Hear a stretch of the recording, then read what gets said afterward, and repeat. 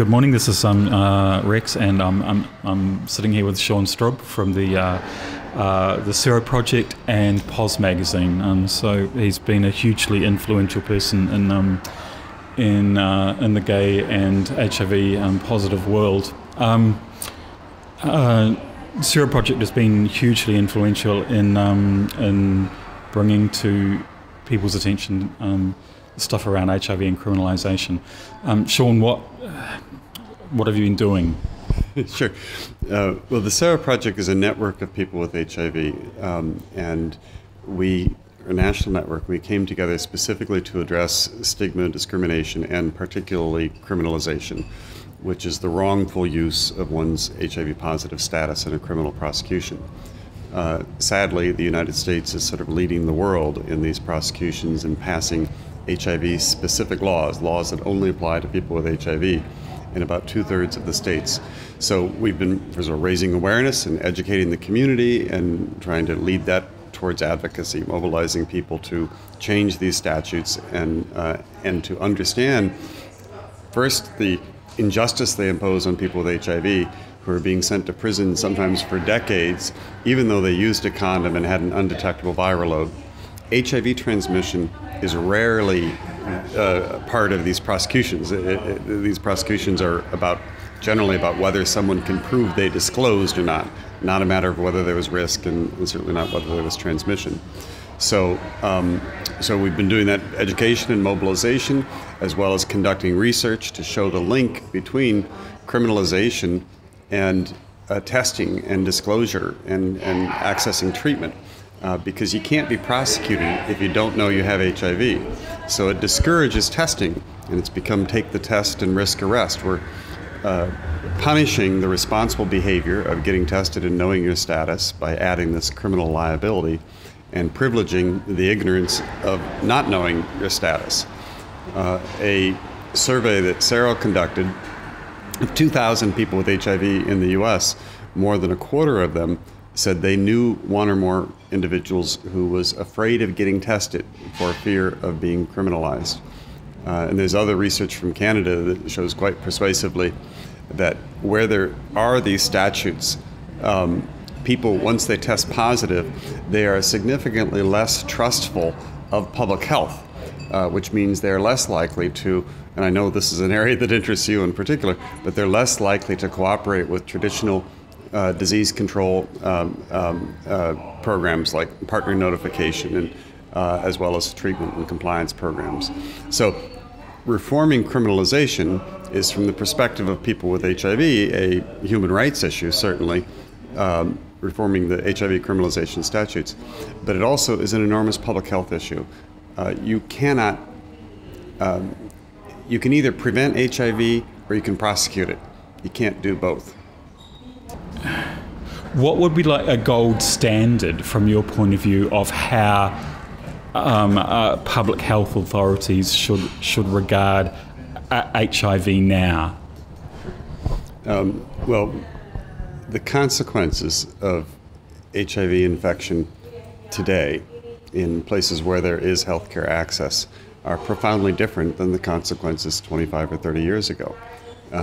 For people who do have treatment access who acquire HIV today, they're not likely to die of it.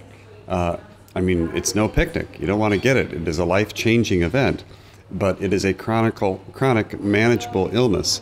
And if treated properly, a person can have, a normal lifespan. So I think we start with that.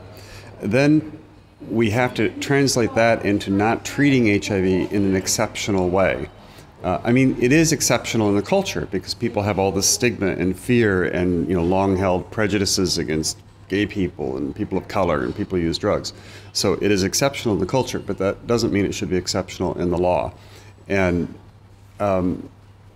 every jurisdiction has assault statutes.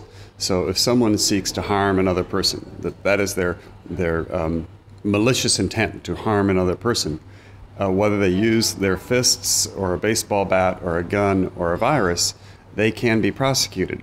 You don't need to have these HIV-specific laws. You also have to watch how HIV is used in prosecutions under other laws, because we've reached a point where the stigma is so great and has increased so much in recent years that there's an assumption of guilt. If you show up in a courtroom and that courtroom knows you have HIV, there is an assumption of guilt. We have increasingly become defined as an inherent threat to society, a population that needs to be tracked down, identified, tested, reported, listed, controlled, and regulated. And that has made life, even as the biomedical aspect of the disease is so much better today, the sort of social and cultural aspect of it is much tougher. And people who don't have HIV are often surprised when some of us who do point out how much worse the stigma is today, because they think of stigma in terms of their fear of casual contagion, and they know that is lessened. We all know much more about how the real routes and risks of transmission, but stigma is experienced by the stigmatized is about being othered, about marginalization, and about self-stigmatization.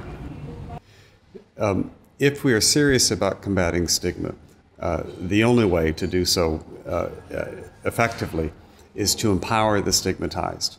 There is no movement of a community that has been disenfranchised that has sort of risen above that without being empowered. It isn't imposed on somebody else. I'm much more concerned about empowering the stigmatized than changing the minds of the stigmatizers. And I think this has been the mistake in how we approach combating stigma. And instead, we do these broad public media campaigns that very often end up increasing stigma rather than reducing it. And that's why the networks are so important, because the networks are the embodiment of empowerment of people with HIV when they get together and have their own voice and their own organizations and ability to assert leadership they select rather than leadership selected for us by others. Okay, so that's been a marvelous slam dunk of information for us to take away. Thanks again for coming. Thanks for being in Australia with the HIV is not a crime message, which sadly it's a new. For many people, it's a new message. It's the function of the treatment. Up until when we were dying, right, we were victims. There was some degree of compassion. Once treatment came out and the understanding sort of, crept in that we were not going to die, that we were going to live, then we were seen through the prism of our potential to infect as viral vectors, as this inherently dangerous segment of society. There was a time when in the media you would see the stories and the profiles of valiant people with AIDS struggling to survive or raise their families in really admirable ways, right? You don't see those stories anymore. When people with HIV are in the news, it's generally in a criminal context or as a predator or as an AIDS monster, these kind of exaggerated memes that are so damaging to us. Rex, I also want to say to you, I so much appreciate what you wrote several years ago when you got in contact with me, because it helped crystallize some of my own thinking around these public health issues. And I think that is an enormous battle ahead of us for society.